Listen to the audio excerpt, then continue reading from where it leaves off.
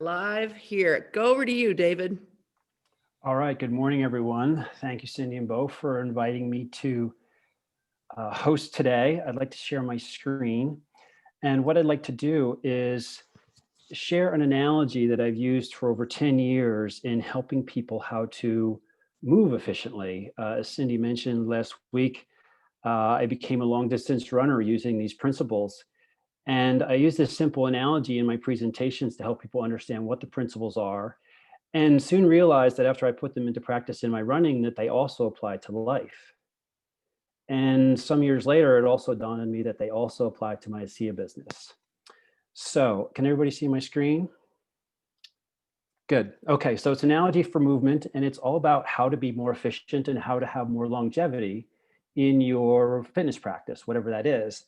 And as I mentioned, it also applies to life and to business. So here's the analogy. If you're moving through life, either physically across the ground, or if you're moving through life in whatever avenue you might take on, whether that's your business or other things, which one of these objects would you rather be? And most people would say the ball. So the question is, well, why do we like the ball? Well, there's minimal friction, it's smooth, it has high momentum, and once you get the ball moving, it tends to stay moving unless there's some type of resistance. On the other hand, the block is completely opposite. There's high friction. You try to slide the block across the ground. There's the blunt edge up there in the front that if you slide it long enough, it's probably going to break off. You're probably going to injure yourself. And there's lots of resistance and there's very low momentum.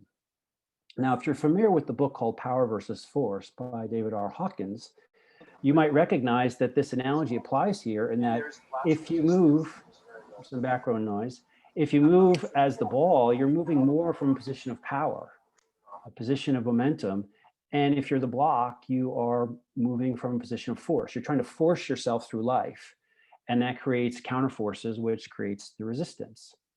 So let's get back to the analogy. So if there were four things that apply to the ball, the first one would be to move from your center.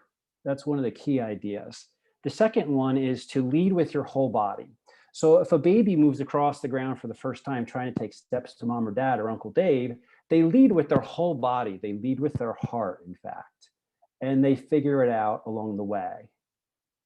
The next step is they take short steps. So the idea is to take emotionally doable steps forward. And the last idea is to cooperate with the external forces that are around you. So I utilize these four ideas in order to get myself to run very, very efficiently to the point where I could run really long distances and never get injured and really begin to enjoy those distances versus making it a challenge. Now, the block, on the other hand, does the exact opposite. The block, if you move like the block, you move from your extremities. You move from what's outside of your center. At the same time, you lead with your legs. You don't lead with your whole body. And you overreach forward with big steps, sometimes overreaching what you're capable of, perhaps creating an injury at some point, and you have no cooperation with what's around you. You're just trying to force yourself across the ground. So now, if we were to apply these to life or our business, you can see that if you move from your center, you're really moving from your why. Your why is very aligned within you and in the direction you want to go, and you're very focused forward and you're moving from your why.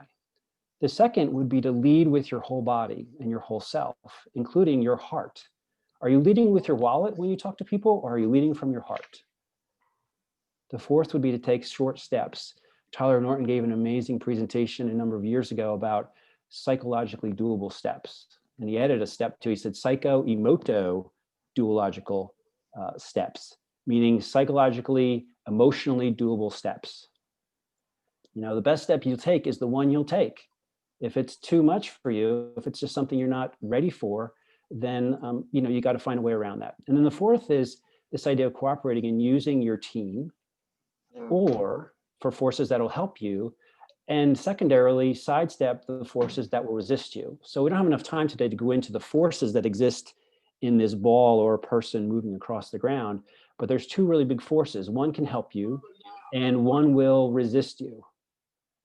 Okay, so let's do a little self-assessment on these four ideas. In your business, on a scale of 1 to 10, how are you doing with these four ideas? One is, do you move from your center, your why? The second is, do you lead with your whole body or your heart? The third is, do you take short steps, psychologically doable steps in balance? Do you make connections? Do you add people to your list? Do you invite them to take a look? Do you use a tool or a presentation to do the work? Do you follow up and collect a decision? Do you have those psychologically doable steps in balance available to you? And that might include asking yourself the question, well, are you choosing the right steps for you? For some people, cold calling may not be the right step for you in order to take a step forward. Others may love cold calling, but don't like to be online. So are you taking the right steps for you? The other question there is, are you developing new skills to improve or add steps to your repertoire of what you can and will do on a regular basis? So that's number 3. And then number 4 is, do you cooperate with the forces, the people that are around you? Do you collaborate with them, or do you let go of them if they're just not right for you? So do you utilize the available people and resources that are within a SIA? That could be a 3-way call, an upline training, a video, a webinar, whatever it is. And then secondarily, do you transform or do you sidestep resistance? One of the biggest things I learned about running and about life was that when an external force comes at you, which is sometimes negative, let's say it's a negative personality, the best thing you can do is step out of the way and let it go by and not go against it. So when someone says, is this one of those things? I might ask a qualifying question, but I'm probably going to let it go pretty quick. I wouldn't have done that years ago because I just didn't know that you just can't hold on to those kind of things.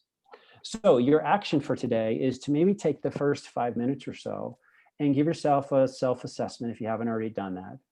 And then you might also add another question to that, which is, what's one thing you can do in each one of these 4 areas that will allow you to move a little bit closer to that higher level of an 8 or a 9, maybe even a 10 on a scale of 0 to 10 in these 4 areas. And see if you can come up with some ideas as to where you might focus your effort. And if you've already done this, or if you feel like you have these things in place, then let's go ahead and use our 20 minutes to reach out to new people in whatever way you can, which is emotionally doable. It's moving from your center. It's leading with your heart in terms of doing that. And it's also acknowledging that there's other resources or people around us that can help us, and some that we just need to let go of. So I'm going to leave this up for about 5 minutes, and then I'm going to bring the timer up so that we can track our time, but we'll see you back in about 20 minutes.